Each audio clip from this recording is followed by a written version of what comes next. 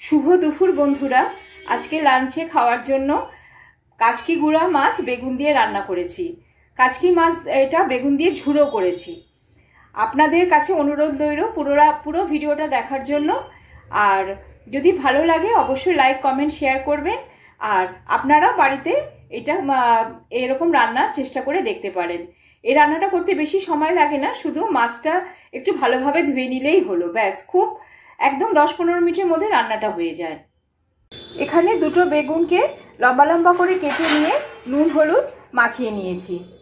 একটা প্যানে সর্ষের তেল খুব ভালো করে গরম করে মাখানো বেগুনগুলো দিয়ে দেব, দিয়ে ভালো করে ভেজে নেব।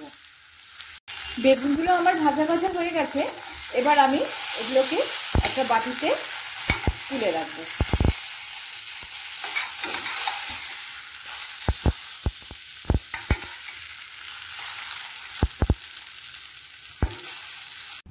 এবার প্যানে বেশ খানিকটা সর্ষের তেল গরম করে তাতে 1 চামচ কালো জিরে ফোড়ন দিয়ে আর কিছু থেতো করা রসুন এর মধ্যে দিয়ে দেব। এখানে বেশ কাচকি গুঁড়া মাছ আমি খুব ভালো করে ধুয়ে নুন হলুদ মাখিয়ে রেখেছি।